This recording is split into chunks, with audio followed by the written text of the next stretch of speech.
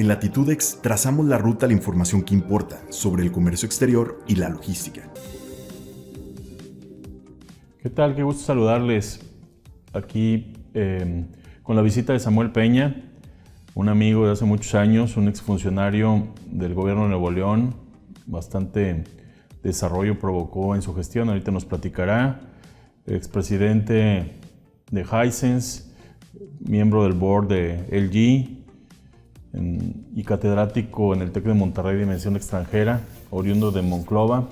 Bienvenido. Oh, muchas gracias. Siempre un placer estar aquí, Javier, contigo. Muchas gracias por la invitación y sobre todo compartir este tema del debate de las ideas, ¿no? Nos gustan las mismas cosas. Claro, estamos en el mismo tema y... Exactamente. Y en tu carrera profesional, ¿cómo llegaste a estar en el tema de inversión extranjera directa? Da lugar a comentar este libro, Tras la inversión extranjera en México, experiencias y oportunidades. Lo editaste en 2021. Me hiciste favor de regalármelo, muy interesante. Y desde entonces, ciertos cuestionamientos, comentarios que traías, pues son el diario vivir ahorita, ¿no? Es una bola, ¿no? Pero un poquito más al fondo, ¿cómo ha sido tu trayectoria profesional para llegar hasta donde estás ahorita, Samuel? Sí, pues muchas gracias, Javier. Un placer. Fíjate que desde que estaba en la carrera en el TEC hace 25 años, me interesó mucho todo el tema internacional, ¿no? Yo estudié la licenciatura en Derecho en el TEC y después cuando me gradué me fui inmediatamente a hacer los posgrados en Derecho Internacional de los Negocios, International Business Law, y después hice la maestría en Administración Pública. Ahí comencé precisamente a trabajar en una firma de abogados de Inglaterra, que se llama Linklaters, y está en su oficina que estaban en Washington, D.C., y estaba encargado precisamente del tema de inversión extranjera, que era el capítulo 11 del Telecán. Okay. Entonces, ahí empiezo a trabajar con una firma de abogados, y posteriormente yo estaba buscando la coyuntura de regresar a México, de regresar a Monterrey. A Dios gracias, tenía trabajo estando en Washington, que antes cuando estás de estudiante, pues le mandas, no le llegó mi currículum a George Bush de puro cuento, Chihuahua, lo mandé en aquel entonces, bendito Dios, después entré a trabajar con la firma de abogados y después me incorporo a la Secretaría de Economía. Inicio como coordinador de inversión extranjera en el año 2004 y así estuve hasta ser director de inversión extranjera. Y luego posteriormente fui subsecretario de Inversión y Fomento Industrial y luego me quedé de encargado de la Secretaría de Economía, como aproximadamente unos 5 meses aproximadamente, y luego ya incursioné al sector privado. Pero fue una experiencia muy bonita, fíjate, me tocaron vivir otros tiempos. Claro. Tuve unos excelentes jefes, pues tú los conociste a todos, empezando por el licenciado Eloy Cantú Segovia, el ingeniero Alejandro Páez, paz descanse, don Otón Ruiz Montemayor, don Fernando Turner. Realmente fue una experiencia muy bonita, en donde me tocó mucho hacer trabajo de campo, literalmente ir a tocar la puerta a las empresas, hacerles estudios de factibilidad, ir a vender que el producto era Nuevo León, ¿no? como destino de inversión. Nos fue muy bien, lideramos la inversión extranjera muchos años y no digo que sea algo que haya hecho el gobierno, porque en realidad no. Realmente siempre me fui muy agarrado de la mano, principalmente de los directores de compras y abastecimientos de las empresas que ya estaban establecidas aquí. Uh-huh. Por ejemplo, desde aquel entonces, en el caso concreto de LG, nos íbamos detrás de los proveedores agarrados de la mano, tanto el presidente que estuviera en ese entonces en LG, como su director y área de compras, me ayudaban a identificar a los proveedores. Entonces yo siempre decía, de manera, digamos entre comillas, que mis mejores amigos eran los directores de compras de abastecimientos porque eran los que me acercaban precisamente a traer a las nuevas inversiones a Nuevo León. Promedio nos traíamos alrededor entre 45 y 50 empresas promedio extranjeras. En su gran mayoría eran norteamericanas, pero sin embargo yo recuerdo cuando yo salí del gobierno en 31 de diciembre del 2018, había alrededor de, ahorita debe haber más, exactamente, pero andábamos alrededor de unas 100, pasaditas de 100, 105 empresas japonesas y casi 300, 280 y tantos coreanas. No había tanta presencia china, sino fue después, ¿no?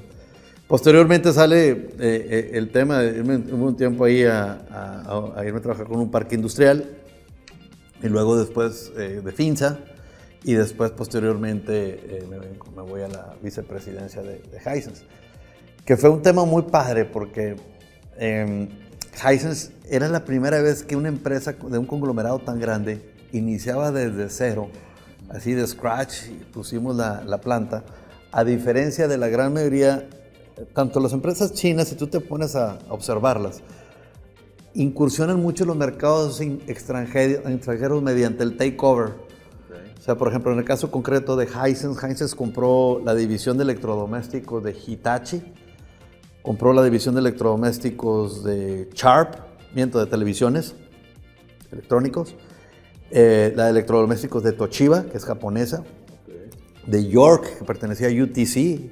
Entonces, han estado creciendo y si te fijas es un modus operandi, si se me permite la expresión, en cuanto a los modos de crecimiento de los chinos. O sea, que han estado creciendo mediante la compra de empresas.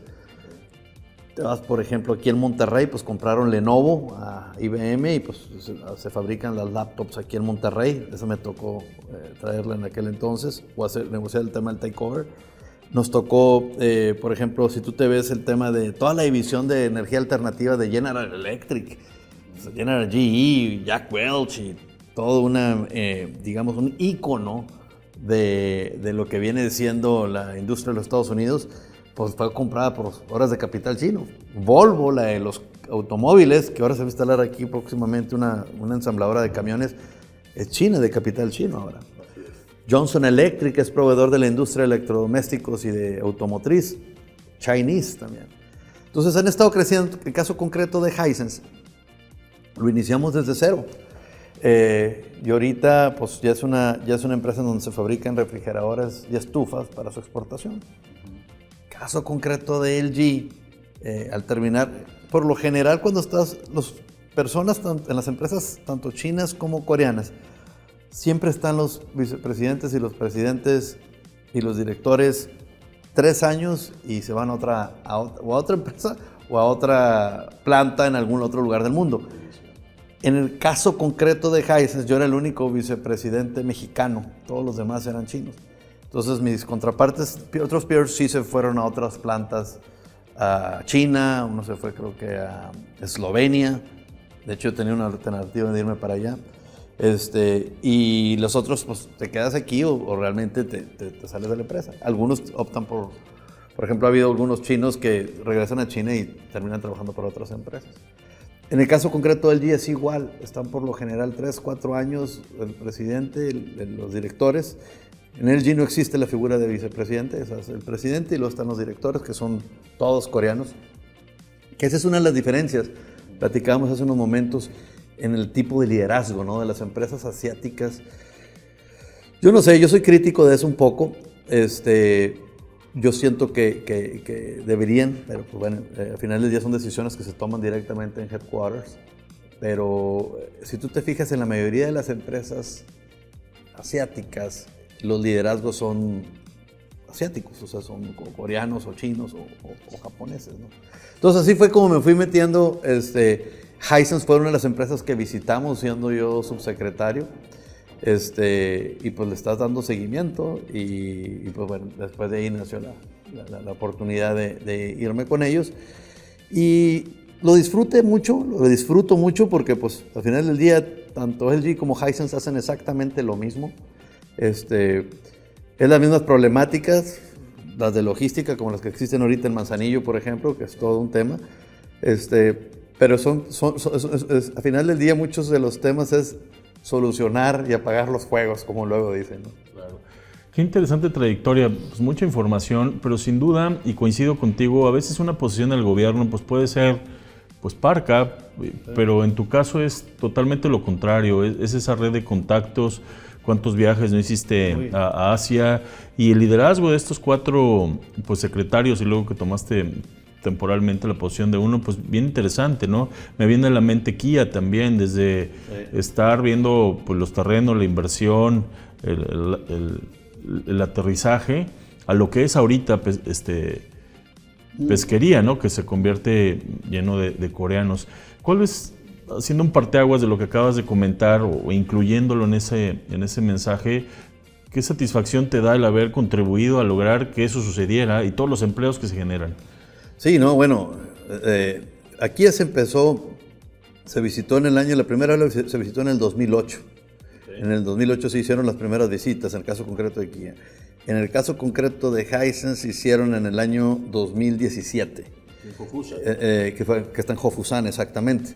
Entonces, siempre les he dicho a todos los que forman parte de la Secretaría de Economía, los que ahorita están, lo que me ha dado mucho, me siento muy orgulloso, es que muchos de los colaboradores que estuvieron en el equipo son personas que hoy en día, que tú conoces casi prácticamente a todos, están todavía inmersos en los mismos temas, en la atracción de inversión, están trabajando en los brokers, o están trabajando en firmas de consultoría, o en firmas de abogados en otros casos, pero se dedican a lo mismo.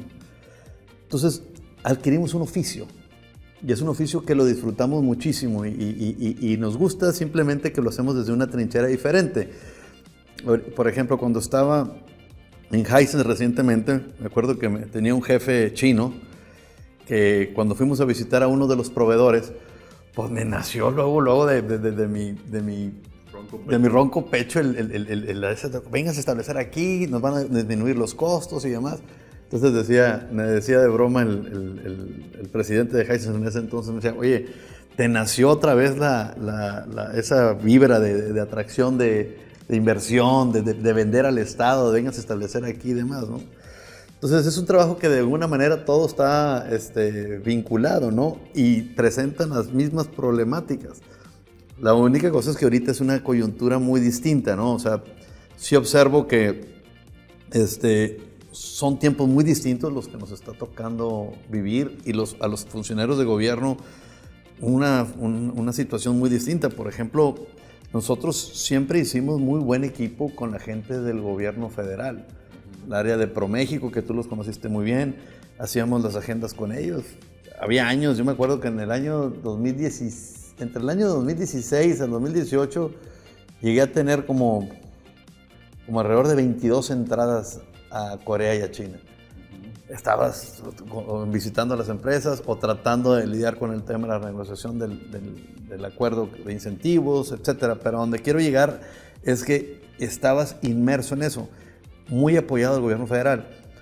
Hoy en día es una coyuntura distinta porque el gobierno federal a partir del 2018 pues, desmanteló ProMéxico y prácticamente las entidades federativas tenían que hacer su trabajo por sí solas, lo cual es totalmente válido, pero en una coyuntura muy distinta, ¿no?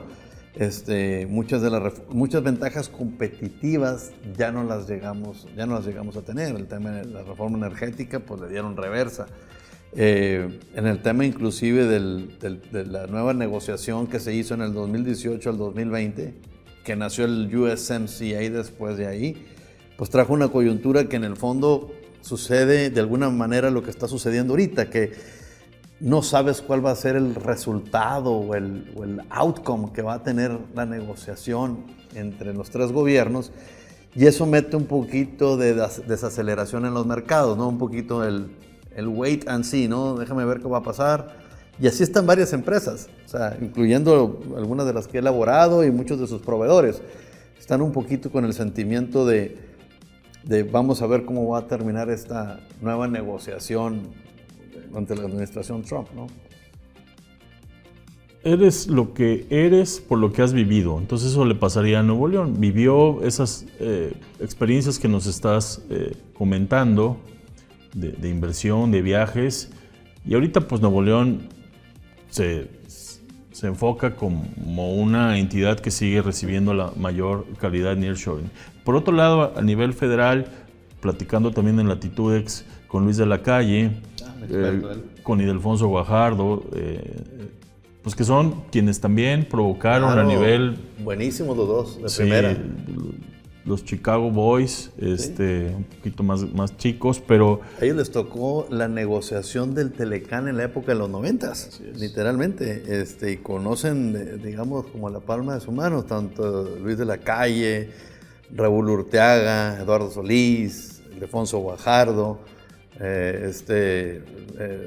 Lehman también, que estaba en Chicago, Paco Gil, son grandes personas que hoy en día me atrevo a decir que gran parte de los beneficios que estamos viviendo en México fue gracias al gran trabajo que hicieron ellos en aquel entonces, claro, y que le siguieron después, ¿no? O sea, que estuvieron en el caso concreto de Ildefonso, formó un task force de primera en esa negociación, y siempre tuvo la apertura de escuchar al sector empresarial, escuchar precisamente a lo que mencionaban otros estados.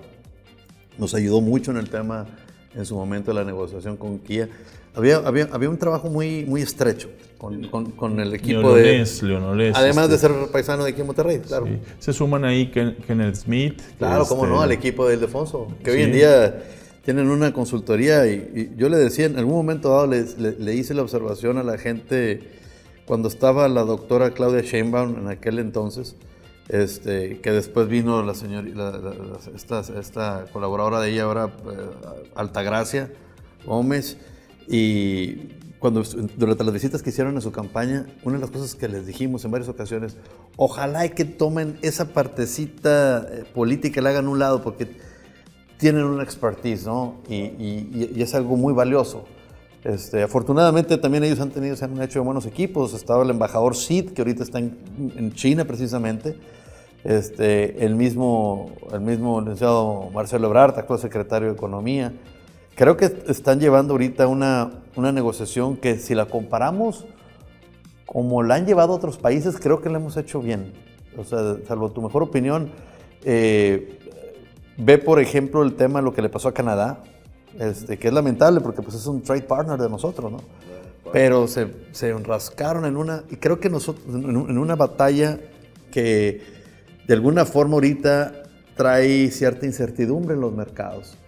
Y yo no sé si el hecho de que haya, amén del carácter del presidente Trump, muy respetable, inclusive muchas de sus medidas también bastante respetables desde un punto de vista empático. O sea, si yo fuera el presidente de Estados Unidos, quizás tomaría muchas de las decisiones que él está tomando. No están tan mal como mucha gente las ha criticado. El tema de los aranceles, por ejemplo, China lo hace desde hace muchísimo tiempo. Si tú quieres, bueno, pues tú conoces muy bien todo el tema de exportación y logística, pero si tú quieres exportar un producto a China y meterlo a China, te va a poner un arancel sumamente alto. Es difícil vender en el mercado chino. Entonces, lo que ellos están quejando de alguna manera que está haciendo Trump, pues ellos lo han hecho toda la vida. Es más, dicho sea de paso, gracias a eso crecieron al nivel en lo que están, que hoy en día son un ejemplo a seguir. Tenemos muchísimas cosas que aprender de los chinos, en ese sentido, ¿no? Pero, volviendo a tu comentario inicial, creo que este grupo de gente, les llamaban los toficos, Chicago Boys, como tú lo decías, fue un grupo de gente bastante talentosa, y gran parte de los beneficios, hoy en día, a 30 años después, 35 años después, todavía estamos viviendo esos beneficios. Sí, y en tu libro tocas uno de los temas, ¿qué vuelve atractivo a un país? Y lo acabas de comentar, ¿no? Hoy día se viven de una manera, pues a lo mejor más grande o aplanada, temas como la certeza jurídica, el apoyo a las pymes y su financiamiento, la promoción del comercio exterior que dio una vuelta, la diversificación de mercados que pues, no se ha aprovechado del todo, la inseguridad. Esos temas ahorita, ¿cómo hacen atractivo a un país o a una región noreste, por ejemplo? Sí, fíjate que el tema de la certidumbre jurídica va muy ligado, por ejemplo, al tema de los tratados que México forma parte. México, de alguna manera, vivimos una contradicción. Verás, por un lado, somos el segundo país en el mundo, después de la República de Chile, que tenemos el mayor número de tratados de libre comercio. Tenemos 13 tratados de libre comercio con 51 países. Entonces, por un lado, promovemos mucho la apertura de mercados, obviamente hacia el exterior. Y por otro lado, es una contradicción que tenemos nosotros. Prácticamente ponemos todos los huevos en una sola canasta. Sí, el 85%, 87% son exportaciones hacia los Estados Unidos. Por un lado promueves la apertura de mercados y por otro lado tienes el país menos diversificado del planeta junto con Canadá. Ahora, no es fácil también tener la mayor economía del mundo como vecinos, pero sí te invita a tratar de, digamos, no crear una dependencia como la que tenemos ahorita de facto. Si a eso le agregamos, fíjate, desde un punto de vista, si lo analizamos desde un punto de vista macroeconómico, México tiene alrededor, más o menos, alrededor de 1.4 trillones de dólares de Producto Interno Bruto, el GDP. Las exportaciones a los Estados Unidos, más o menos, andan alrededor de los 450 mil millones de dólares. Poquito más, poquito menos.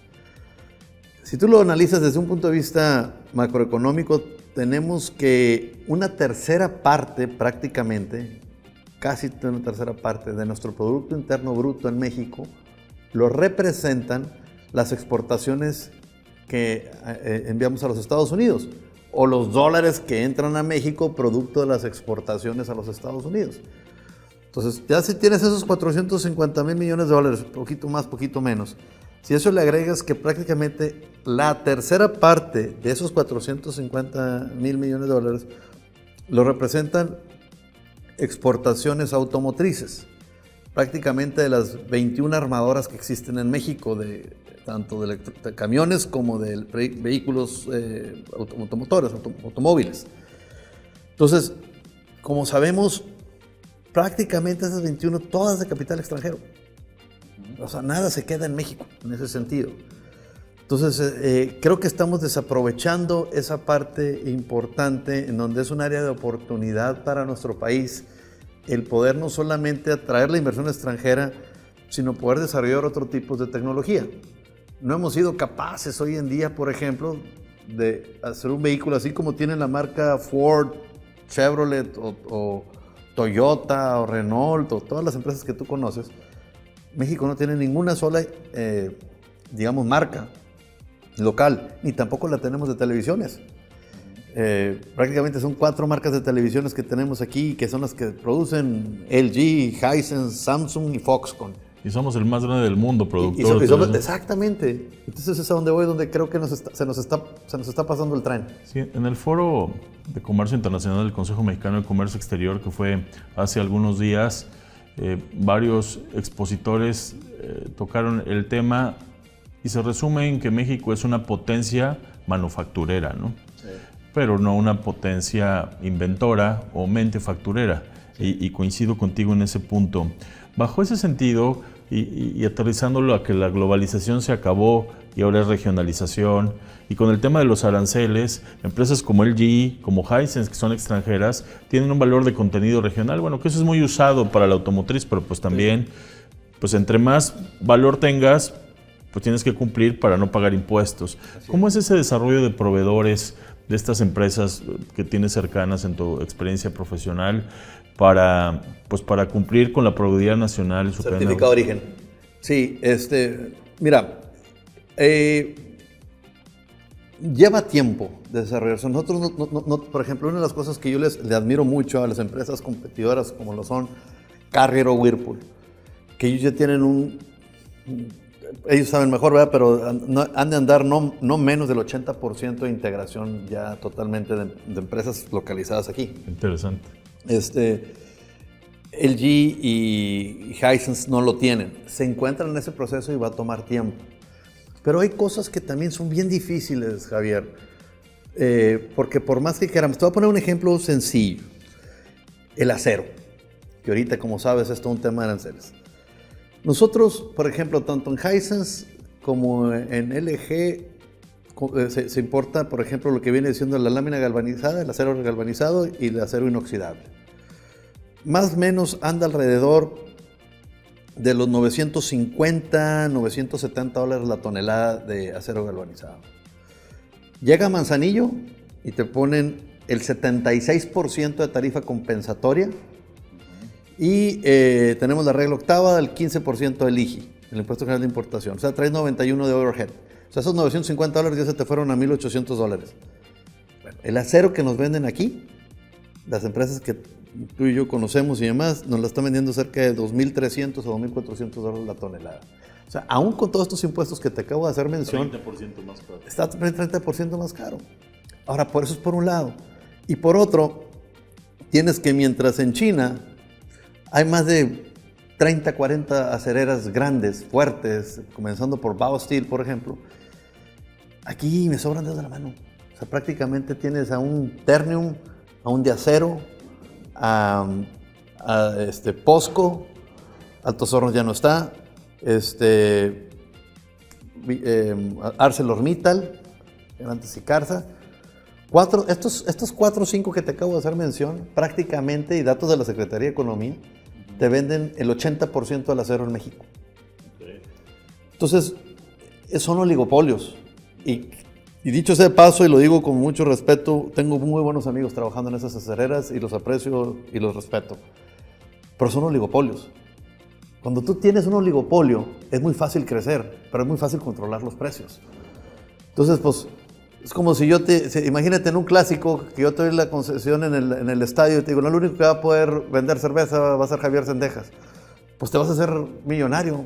En esas 2-3 horas que va a durar, vas a ser el único que prácticamente vas a vender cerveza.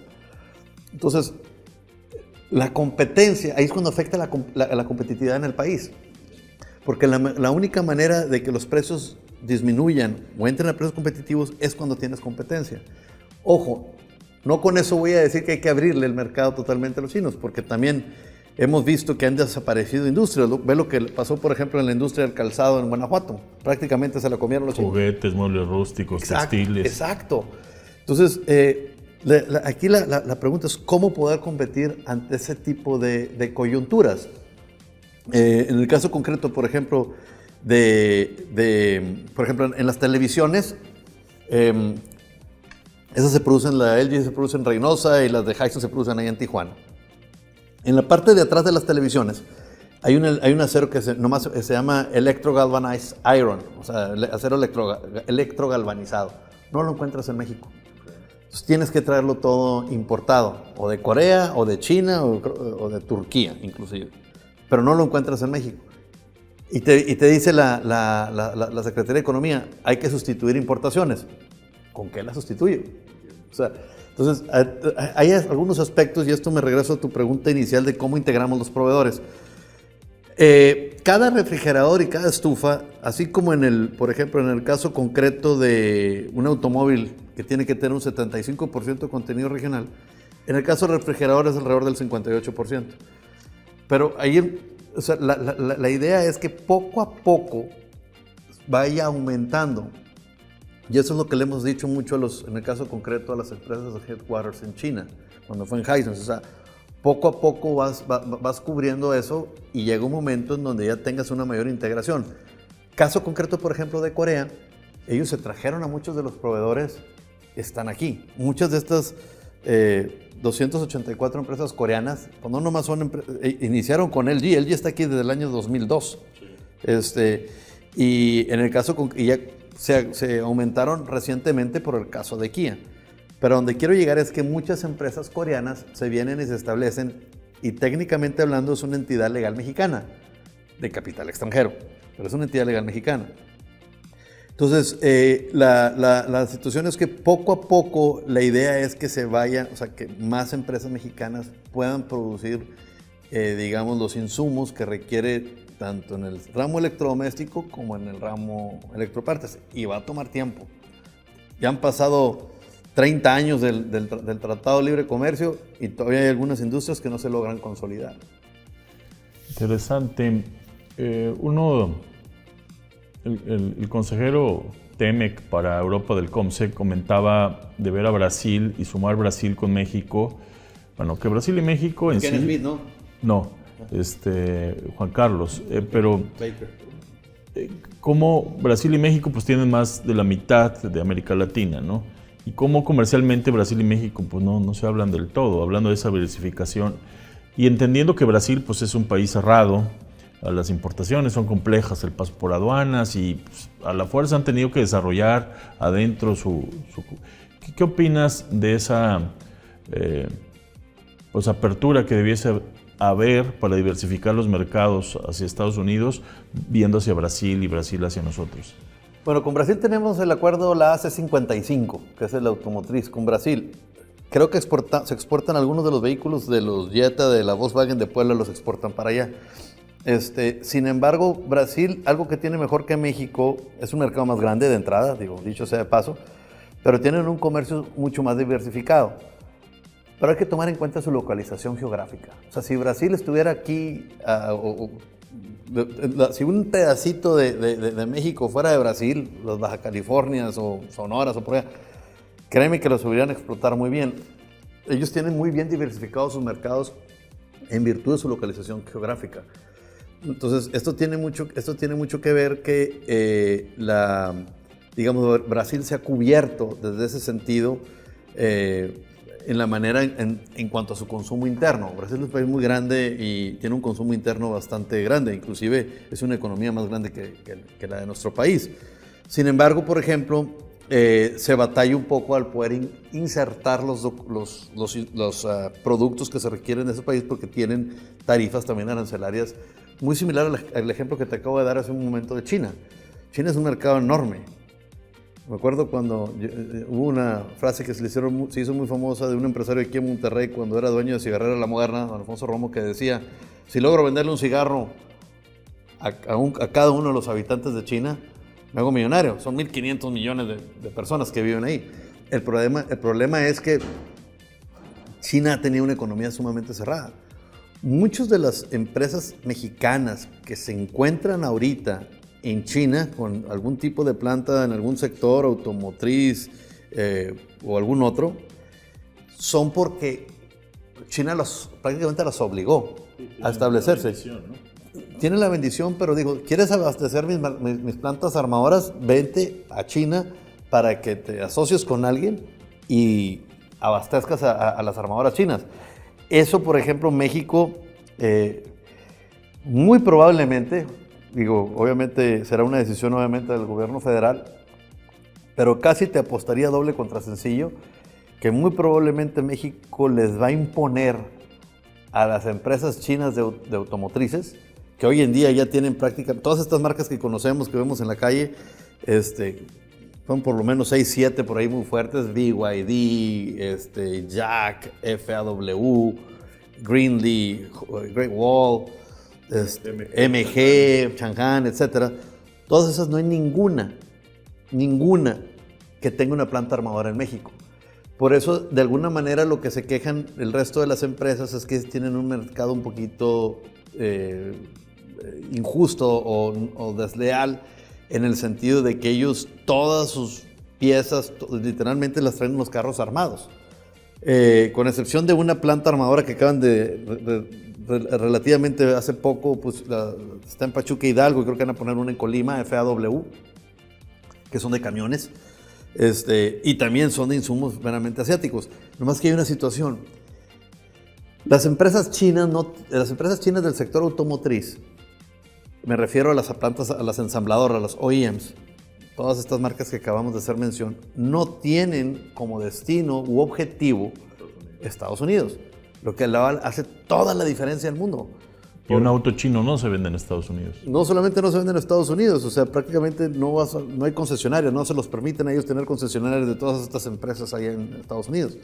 Pero a donde voy es que al momento de armarlas aquí en México, no se les va a obligar, como a todas las Ford, Kias, Toyotas, todas las que conocemos, Nissan, etcétera, las van a obligar a cumplir con el TEMEC del 75%, porque ellos sí tienen forzosamente que cumplir con ese requerimiento porque van a exportar sus vehículos a América del Norte.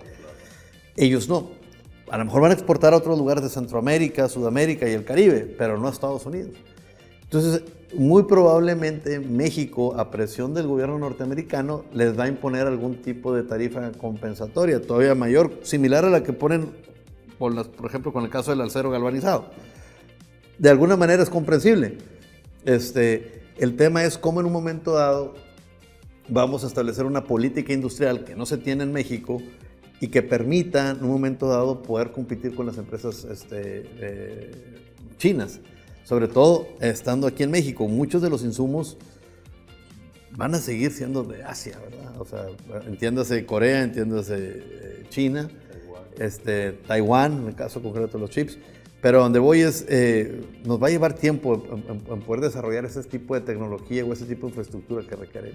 Qué interesante todo lo que has acumulado en tu experiencia profesional y que pues empresas de este calibre como en su momento Hisense y ahorita LG pues valoran y te tienes sentado en la mesa de toma de decisiones.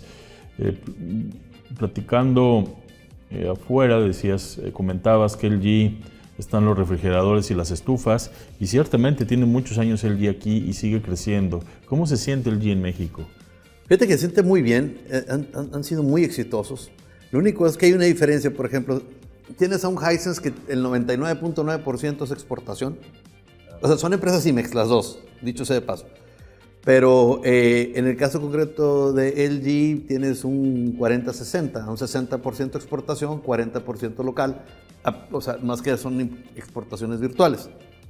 Entonces, en una situación como la que acabamos de vivir y estamos viviendo hoy en día con la situación de los aranceles, caso concreto de LG puede darse el lujo de abastecer directamente desde sus plantas de Estados Unidos. Y Hisense no. O sea, Hisense tiene centros de distribución, pero siguen siendo importaciones literalmente de aquí de México o inclusive de Vietnam o de Tailandia, de las plantas que se tienen allá. Entonces, contestando tu pregunta, ha sido una estancia muy buena, es una empresa ejemplar. Los problemas que los afectan son los mismos que afectan al resto de las empresas ahorita con los problemas que se tienen en los puertos. Creo que México tiene un enorme reto, gran reto, el desarrollar mejor infraestructura portuaria. No tenemos. Manzanillo está saturado, Lázaro Cárdenas igual, Tampico no tiene tanta afluro, pero de todas formas le hace falta una mayor infraestructura, Veracruz igual. Tú conoces esos temas mejor que yo, pero es un tema en donde creo que en México no se le ha dedicado el recurso necesario.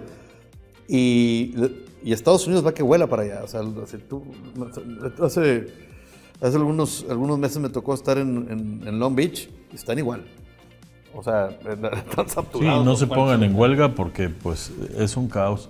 Sí, a diferencia de Shanghai, que es un puerto que le da batería a China y es extremadamente productivo. Les quedó claro en China que iban a ser la fábrica del mundo y necesitaban la infraestructura para surtir al mundo, ¿no? Sí. Y México, siendo un país de comercio exterior en el cual el 80% de lo que está alrededor de un mexicano pasó por un contenedor marítimo y el 70% es de comercio internacional, sí necesita reforzar este tema pues, de los costos, ser más competitivos en los recintos fiscalizados, subirte más al tren, la seguridad de los camiones, la falta de operadores, la contaminación, todo eso se va sumando y termina siendo que a pesar de eso, la inversión extranjera directa sigue llegando, ¿no? Sí. Hace poquito, tú y yo estamos ahí en un chat en donde me llamó mucho la atención un comentario donde decía una persona: afortunadamente México no ha crecido para el tema de la infraestructura de energía, porque si creciera, tuviéramos los problemas que tiene Cuba de apagones o que tienen otros países de Centroamérica, porque no tenemos la infraestructura necesaria. Ahorita estamos viviendo, por ejemplo, un tema de cerca ahí en LG, en donde tenemos un problema con la capacidad de energía. Es para el tema que te comentaba hace un momento de los hornos de microondas. Y el problema es que no tienes esa capacidad, tampoco tienes la infraestructura. Y la CFE, a raíz de la digamos, reforma que hizo el presidente anterior, nos hemos quedado limitados. Y la reforma de la reforma. La reforma de la reforma, que le dio reversa.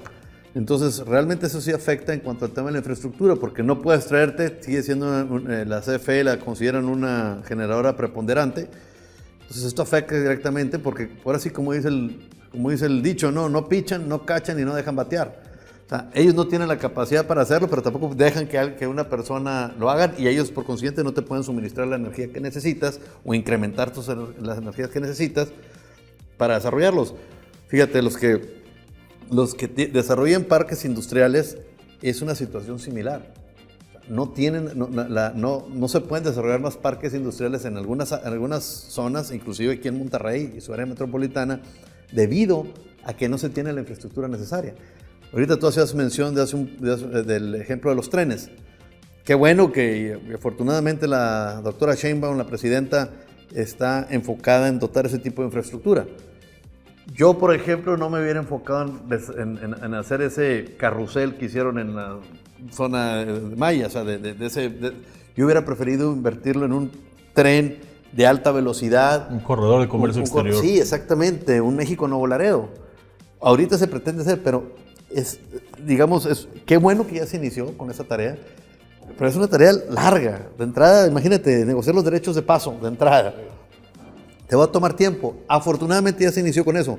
Yo hubiera desarrollado eso antes que hacer el carrusel que se hizo allá en... Y tener un aeropuerto de primer mundo como era. ¿Qué íbamos a tener? Entonces, imagínate, coincido que en lugar de esa infraestructura detonas riqueza y con un aeropuerto que sea hub para Latinoamérica y Centroamérica y el Caribe, pues otro gallo cantaría. Pero bueno, somos lo que somos por lo que hemos vivido. Dicen que cada pueblo, cada país tiene el gobierno que se merece. Sí, claro, ha sido así. Y entrando un poquito ya para cerrar, para nuestros oyentes empresarios o socios, directores de empresas, ¿cuáles son tus consejos para aprovechar estas oportunidades de comercio exterior? Manuel Montoya, del Clúster Automotriz, apenas en el foro del COM se lo mencionó, que faltaba proveedores de maquila de aluminio, ¿no? Salió en el periódico y me dijo, días después me buscaron varios inversionistas para decir, oye, ¿qué pasa, no? Entonces, sí hay una necesidad, él lo decía, en el tema automotriz, de proveeduría y de pymes, de Tier 1, Tier 2. En tu caso y con todo este espectro, que bueno, estás especializado ahorita en appliance, pero traes un espectro complejo, incluyendo la aeronáutica. Esos consejos para esas oportunidades de comercio exterior a los empresarios. Mira, ojalá que pudiéramos de alguna manera, digo, lo que comentó nuestro buen amigo Montoya tiene totalmente la razón, pero es un sector muy único, como es el sector automotriz, que es sin duda el más grande en cuanto a las exportaciones. Y el electrodoméstico es el segundo. Sí, y electrodomésticos también, pero yo me fuera a los retos que tiene México, ahora sí que me voy un poquito desde un aspecto macro.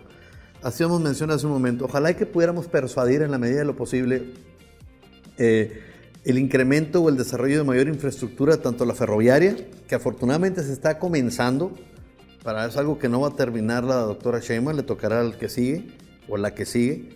El tema de la infraestructura portuaria.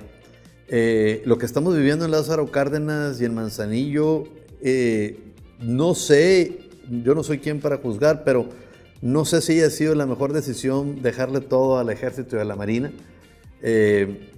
La administración en este caso está saturada y traen otro tipo de problemas también quizás más delicados, en el caso concreto de los puertos, y hace falta desarrollar más puertos. En el caso concreto de China, tienes allá varios, Shanghái sin duda es de los más grandes, tienes el de Qingdao arriba, tienes el de Shenzhen abajo, son puertos grandísimos, de los más grandes, si no es que el más grande del mundo, igual el que tienen en Busan en Corea del Sur.